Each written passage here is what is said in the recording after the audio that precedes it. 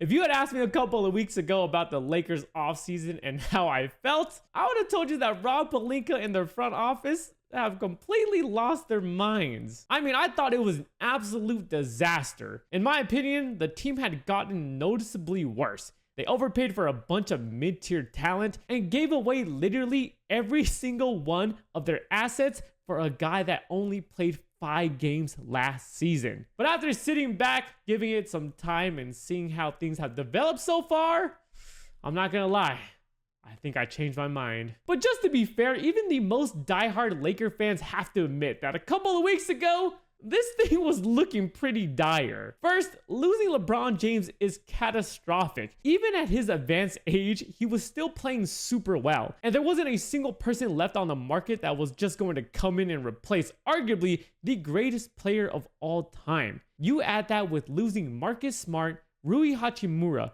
DeAndre Ayton, and Luke Kennard.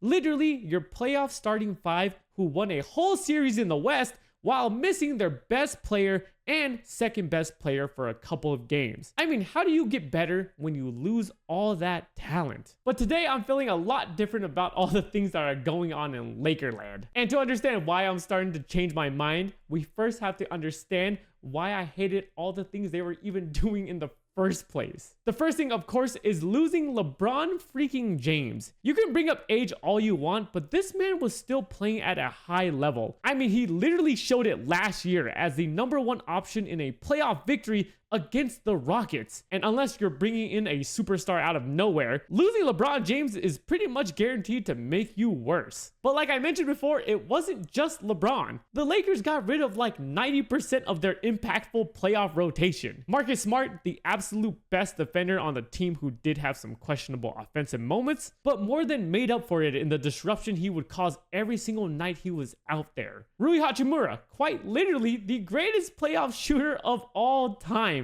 Like, that's not even an exaggeration. And whether it be a 3 or mid-range, you just knew that it had a great chance at going in every single time that he put it up. And he always got better during the playoffs. Luke Kennard, I mean, this guy was a breath of fresh air when he joined late last year. An absolute elite shooter who was a big reason they were even able to beat the Rockets in the first place, even though he did get picked on defensively a bunch. And then there was DeAndre Ayton. Yeah.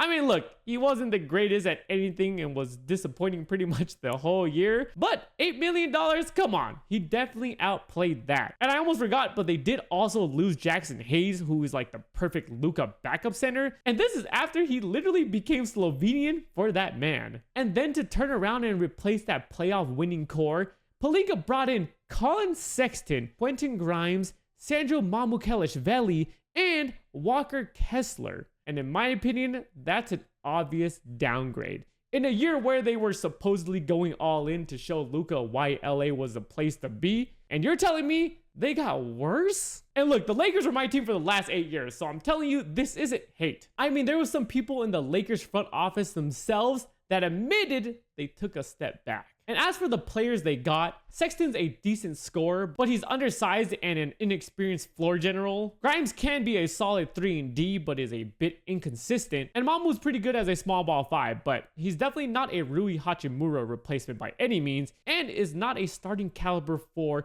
which they still need today. What I'm really trying to get at is, yeah, the Lakers did have a problem with players only being good at one side of the ball for years. But then they went ahead and replaced them all with players that have similar issues. Except this time you took away all the continuity you had, handed out a bunch of slightly overpaid contracts, and for some reason decided to give every single player a player option. That is a Rob Pelinka masterclass if I've ever seen one. Like, even the best player they got during this offseason, Walker Kessler, came with some pretty risky downsides. Don't get me wrong, if Walker Kessler is who we think he is, then the Lakers got a real upgrade at the center spot, and the best one they've had since Anthony Davis. Kessler is truly an elite interior defender, and if he can really stretch the floor like he showed in the 5-game sample size last year, then everything they gave up will definitely be worth it. But that right there is the big problem. The Lakers gave up everything they had left in order to get him. So in my head, if this new look Lakers aren't enough to win them a championship,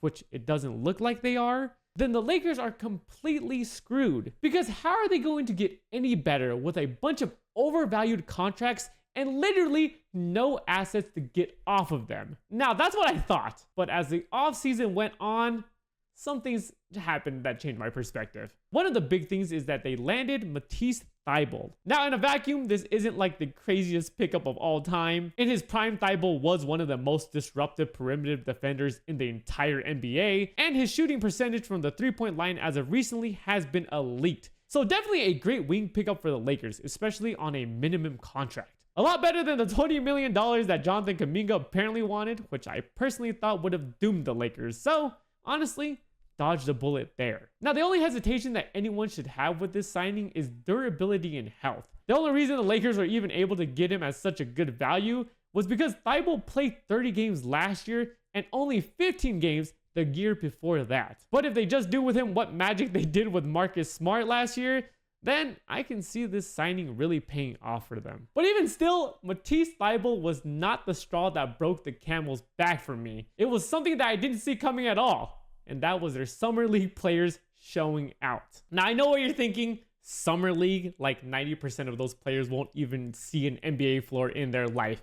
And you'd be correct. But it is so important right now more than ever that the Lakers are able to find some diamonds in the rough. First, there's Adu Thiero. They straight up picked up this man for one reason and one reason only: his athletic upside. I mean, some of the things he was doing on that floor reminded me of prime LeBron James. You know. And in with the takeaway. Thero's showing off the hop. He does it again! Adu Thiero! And then the guy they drafted at 24 this year, Cameron Carr, who when compared to the rest of the Summer League looked like one of the best NBA ready players on the floor. He was already their #1 option this summer, and I wouldn't be surprised at all if he's already solidified a rotation spot on the Lakers. However, there was also one other player that nobody else saw coming, and that is Arthur Kaluma. I know it's just a Summer League, but this man had 34 points in a game against Dallas, and if his three-point shooting stays consistent, then that's another young player who could end up being a future player on the Lakers, who also seems to agree because they signed him to a two-way based off his recent play. Now, how does a bunch of Summer League standouts even change anything for the Lakers? Well, it's because depth is like modern gold in the NBA. I mean, you can go ahead and ask OKC what it's like having a bunch of players that are actually playable, but why this matters so much for the Lakers specifically is because of what I mentioned before. They gave up literally everything